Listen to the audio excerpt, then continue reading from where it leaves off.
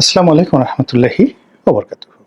সম্মানিত দর্শক, বর্তমান অন্তর্বর্তীকালীন সরকারের প্রধান ব্যক্তি ডক্টর মোহাম্মদ ইউনূস একটি নতুন জমানা তৈরি করতে যাচ্ছেন, যে জমানাটি ইউনূসের জমানা হিসেবে তিনি ইতিহাসে প্রতিষ্ঠিত করতে চাচ্ছেন। আপনারা সবাই জানেন যে শেখ হাসিনার পতনের যে তারিখ, আগস্ট মাসের 5 তারিখ 2024, এই দিবসটি আমাদের জাতীয় জীবনে খুবই গুরুত্বপূর্ণ একটি বিষয়, ইতিহাস ওলট পালট করার মতো একটা বিষয়। এবং আগস্ট মাসের এই 5 তারিখ বাঙালির মন মস্তিষ্কে এটি ঢুকে গেছে।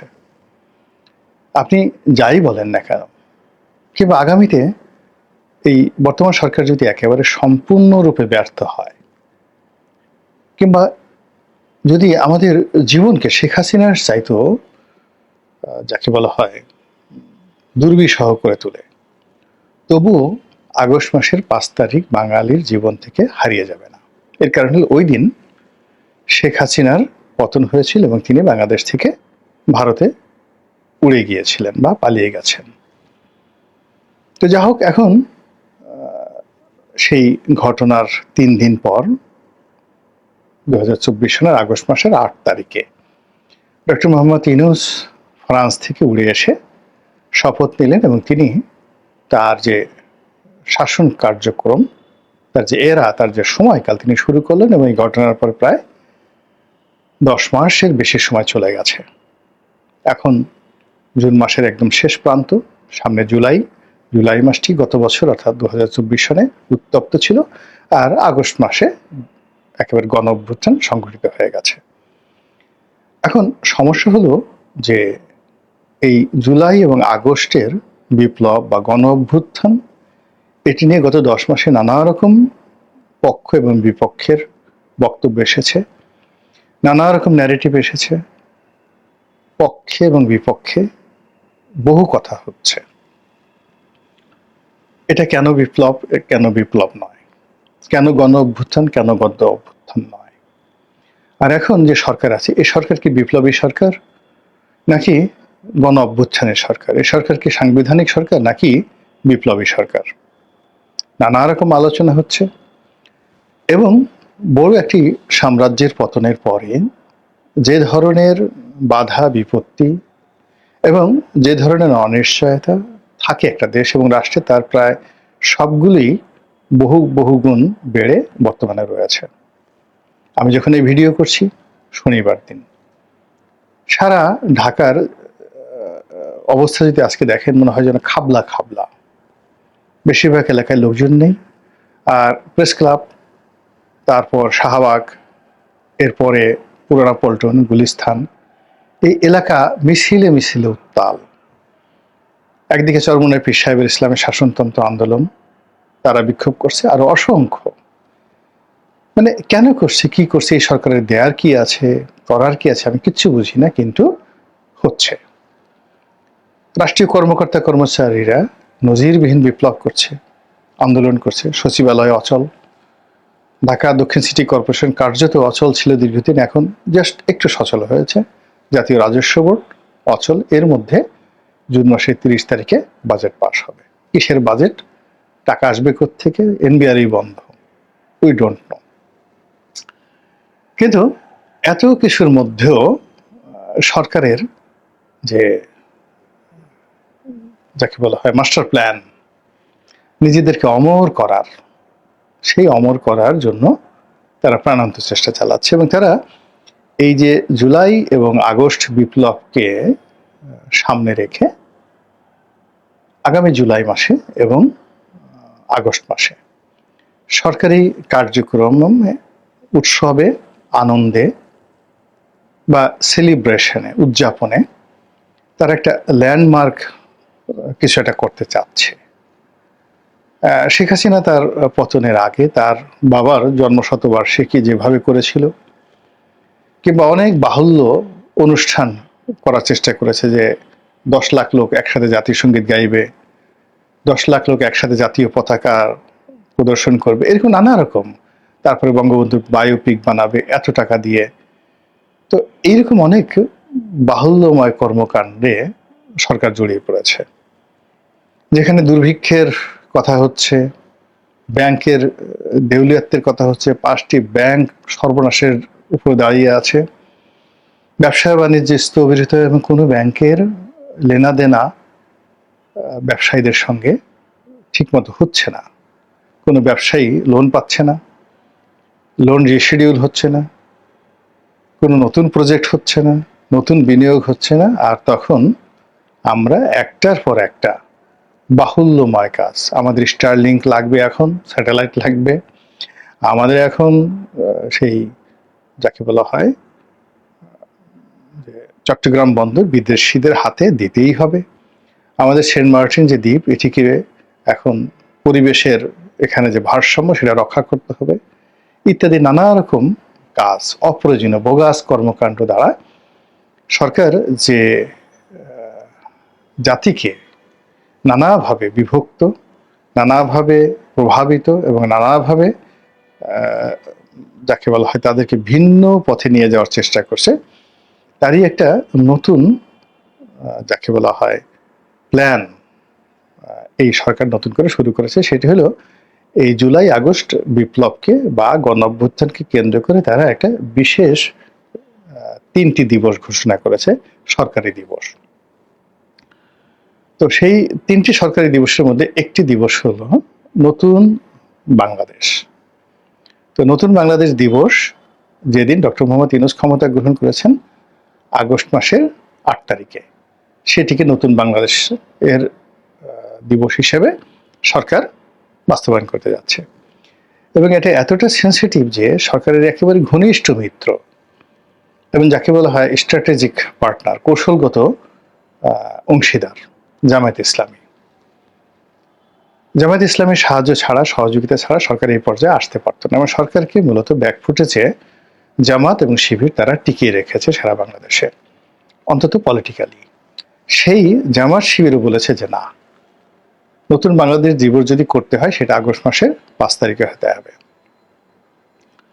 আর ডক্টর মোহাম্মদ ইউনূসের নয়নের মণি, মাথার তাজ, তারপরে পরাণের বান্ধব যে রাজনৈতিক দল এনসিপি, তার রক্ষা কবচ, তার ঢাল এবং আরো অনেক কিছু, সেই এনসিপিও এই নতুন বাংলাদেশের যে তারিখটি এটা মেনে নিতে পারেনি, তারা সরাসরি বিরোধিতা করেছে এনসিপির যারা নেতৃবৃন্দ। আমি খুব অবাক হয়ে ভাবি যে একটি সরকার বা সরকারের প্রধান কতটা একরোখা, কতটা বেখেয়াল, অথবা কতটা অগণতান্ত্রিক হলে এই একটা বিষয় নিয়ে একেবারে আপন জনের মধ্যে এতটা বিভ্রান্তি আসতে পারে। 2 নম্বর হলো যে এই সরকারের যে দূরদৃষ্টি, সেই দূরদৃষ্টিটা কতটা ক্ষীণ হলে এই যে নতুন বাংলাদেশের যে ধ্যান এবং ধারণা যা কিনা তার জন্য কত বড় বিপত্তি তৈরি করতে পারে, সেই বিপত্তির কথা চিন্তা না করে এই ঘোষণাটা কেন দেওয়ার দরকার ছিল। আপনারা জানেন যে জিয়াউর রহমান সাহেব একটা গান রচনা করেছিলেন, প্রথম বাংলাদেশ আমার, শেষ বাংলাদেশ, জীবন বাংলাদেশ আমার, মরণ বাংলাদেশ। তাহলে জিয়াউর রহমানের একটা প্রথম বাংলাদেশ আছে, এরশাদ সাহেবের কিন্তু একটা নতুন বাংলাদেশ। তো জিয়াউর রহমান করলেন প্রথম বাংলাদেশ, আর এরশাদ সাহেব করলেন যে নতুন বাংলাদেশ, নতুন বাংলাদেশ গড়ব মোরা। উনি নিজেই এরকম একটা গান রচনা করেছিলেন। তো যাই হোক, এবং সেই যে প্রথম বাংলাদেশ এবং নতুন বাংলাদেশের কন্টেম্পোরারি আবার ডক্টর মোহাম্মদ ইউনূস নতুন বাংলাদেশ 2, মানে এর সাথে নতুন বাংলাদেশের বাইরে আবার একটা নতুন বাংলাদেশে তিনি ধারণা দিলেন। এবং এখানে এরশাদ এবং যাকে বলা হয় জিয়াউর রহমানের সাথে ডক্টর মোহাম্মদ ইউনূসের যে মৌলিক পার্থক্য, সেটা হলো জিয়াউর রহমান সাহেব যেদিন ক্ষমতা লাভ করেছেন সেই দিনটিকে তিনি সেলিব্রেট করেননি, এবং সেই দিনটিকে কেন্দ্র করে তার সে গান, তার সে দিবস, তার যে সেলিব্রেশন, প্রথম বাংলাদেশ আমার, শেষ বাংলাদেশ, এটা কোনোদিন বাজেনি। তিনি জাতীয় যে দিবসগুলো রয়েছে সেই দিবসে অন্যান্য গানের সঙ্গে তার এই গান যুক্ত করেছেন, সেম এরশাদ। কিন্তু যেটা মানে যাকে বলা হয় ইউনূস সাহেব করেছেন, তিনি যেদিন ক্ষমতা লাভ করেছেন সেই দিন থেকে একটা নতুন ইতিহাস, নতুন বাংলাদেশ গড়ার তিনি স্বপ্ন তিনি বাস্তবায়ন করার চেষ্টা করছেন।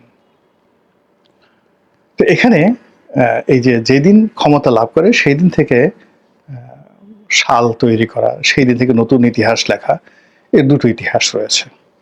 একটা জাপানে, জাপানে যখন কোনো সম্রাটের মৃত্যু হয়, তারপর যখন নতুন সম্রাট সিংহাসনে বসেন, সেই দিন থেকে নতুন একটা এরা বা সাল যুক্ত হয়। যেমন নারুহিত, হিরোহিত। তো হিরোহিত সাল, তো হিরোহিত যদি 40 বছর শাসন করেন তাহলে এটাকে হিরোহিত এরা বলা হয়, এবং এই হিরোহিত 39 সাল, হিরোহিত 30 সাল, এইভাবে কিন্তু মানে আমরা বাইরে থেকে জাপানকে খ্রিস্টাব্দ ধরি বা অন্যদের মানে ভাবে তাকে বলি, কিন্তু জাপানের ইন্টারনালি কিন্তু সম্রাটের কার্যকালের উপর তারা একটা এরা তৈরি করে ফেলে। সিমিলারলি প্রাচীন মিশরে ফেরাউন যারা ছিলেন, তারা যখন কোনো ফেরাউন ক্ষমতা আসছেন, ওই যেদিন তিনি ক্ষমতায় বসলেন ওই দিন থেকে তাদের একটা এরা মানে একটা সাল, বর্ষ ঘোষণা করতেন। মুঘলরা চেষ্টা করেছিল, আকবর চেষ্টা করেছিলেন, কিন্তু আকবর পরে দেখলেন যে না, এটা ঠিক হবে না। পরে আকবর সেটা করেননি। আবুল ফজল যে তার যে বিখ্যাত আইনি আকবরী, সেখানে তিনি বঙ্গাব্দ সম্পর্কে লিখেছেন, হিজরি সন সম্পর্কে লিখেছেন। তিনি একটা আকবরী সাল করার কথা ভাবছিলেন, কিন্তু আকবর সেটা পরবর্তীতে আর এগোননি।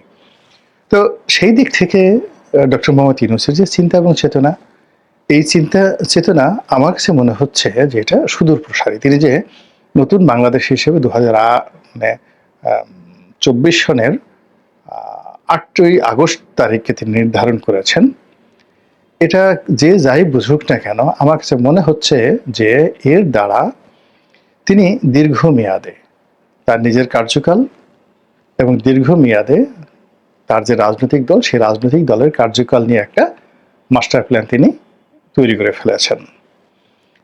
আর এই দিবসটি যদি তিনি চমৎকারভাবে করতে পারেন, যদি কোনো বাধা না পান, তাহলে ফেব্রুয়ারি মাসে নির্বাচন, তারেক রহমান সাহেবের প্রধানমন্ত্রী হওয়া, তারেক রহমান সাহেবের পরে তার স্ত্রীর প্রধানমন্ত্রী হওয়া জুবাইদা রহমানের, জুবাইদা রহমানের পরে তার কন্যার প্রধানমন্ত্রী হওয়া। তো সব মিলিয়ে তারেক রহমান 10 বছর, জুবাইদা রহমান 10 বছর, জাইমা রহমান 10 বছর, দুইবারের বেশি তো এখন হতে পারবে না।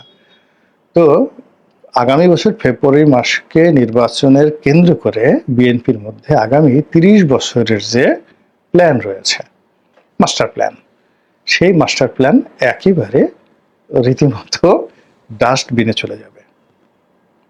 এর কারণ হলো, এখানে বিএনপি যেভাবে 30 বছরের একটা প্ল্যান করে রাখছে, ডক্টর মোহাম্মদ ইউনূস এই 2008 সনের যে নির্বাচন, সেই নির্বাচনকে তিনি যদি, তার বয়স এখন 86 বছর, সেক্ষেত্রে তিনি 100 বছর, তার মাশাআল্লাহ 100 বছর পর্যন্ত যদি তার এইভাবে অবস্থা থাকে, এর কারণ হলো আপনি দেখেন মাহাথির মোহাম্মদের বয়স কিন্তু এখন 100 বছর, এবং মাশাআল্লাহ doctor Mohammad Yunus doctor Mahathir মোহাম্মদের সাথে এখন ভালো আছেন। তার শরীরে কোনো রোগ বালাই, মেজর কোনো ফিজিক্যাল সমস্যা নেই, আর্থ্রাইটিস নাই, ব্রঙ্কাইটিস নাই, নিউমোনিয়া নাই, কিচ্ছু নেই, ডায়াবেটিস নেই, এবং তিনি এখনও চশমা ছাড়া পড়তে পারেন, দিদাসে তিনি হাঁটাচলা করতে পারেন। তো কাজেই অন্তত 16 বছর তো তার জন্য আপনাকে রাখতেই হবে।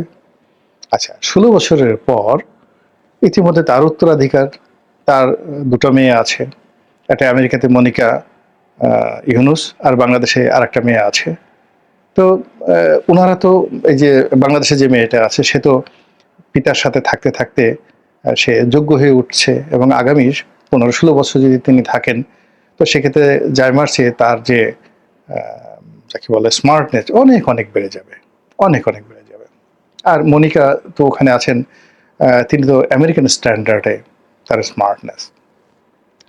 এর বাইরে ওনার যে সঙ্গী সাথী, তিনি তাদেরকে জুটিয়েছেন এই মধ্যে, এগুলো তো সবে আন্তর্জাতিক মানের হয়ে গেছে। ধরেন ওনার প্রেস সচিব মিস্টার শফিক, এখন মিস্টার শফিক এই গত 10 মাসে যে বিবর্তন, এরকম বিবর্তন রাজনৈতিক অঙ্গনে গত 10 মাসের মধ্যে এইরকম বিবর্তন এত ফেমাস সেই 1971 থেকে এই পর্যন্ত কেউ দেখাতে পারবে না যে বঙ্গবন্ধুর সাথে থেকে, জিয়াউর রহমানের সাথে থেকে, এরশাদ সাহেবের সাথে থেকে, খালেদা জিয়ার সঙ্গে থেকে, শেখ হাসিনার সঙ্গে থেকে 10 মাসে বর্তমান প্রেস সচিবের মতো এইরকম যাকে বলা হয় ফেমাস হয়েছেন, এইরকম বিস্তৃতি লাভ করেছেন, এইরকম মিস্টার শফিকের যে সাহস, তিনি যেভাবে অকপটে সব কথা বলতে পারেন, এরকম সাহস অতীতে কারও হয়েছে এটা আপনি দেখাতে পারবেন না। কাজেই আল্লাহ তো এই পৃথিবীতে কোনো কিছু এমনি এমনি করেন না। এই যে একটা মানুষকে এত যোগ্যতা দিলেন,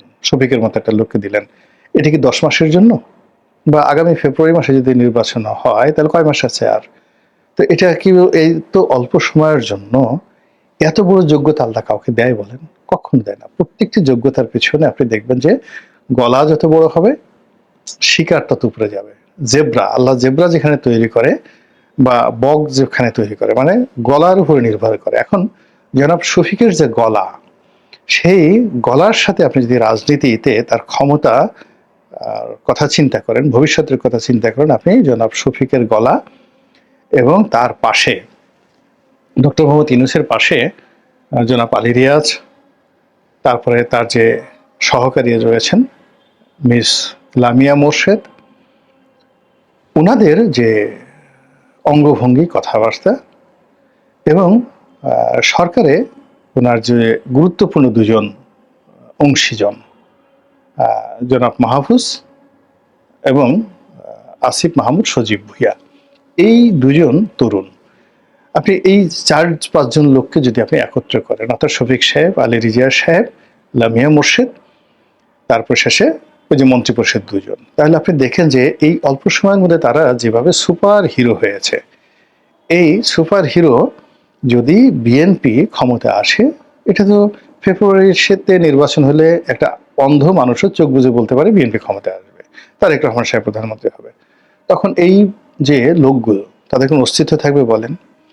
আর আল্লাহ রাব্বুল আলামিন মানে কোনো বিনা প্রয়োজনে, আমি সিরিয়াসলি বলছি, বিনা প্রয়োজনে কোনো কিছু তৈরি করে না। এই পৃথিবীর যত শব্দ, তাল, লয়, গল্প, কবিতা, উপন্যাস, মানুষের ব্যক্তিত্ব, প্রত্যেকটার পেছনেই একটা রিজন থাকে। এবং আল্লাহ যেটা বলেছেন কোরআনে, ইন্না ফি খালকিস সামাওয়াতি ওয়াল আরদি ওয়াখতিলাফিল লাইলি ওয়ান নাহারি লাআয়াতুল লিউলিল আলবাব আল্লাযিনা ইয়াজকুরুনাল কিয়ামা।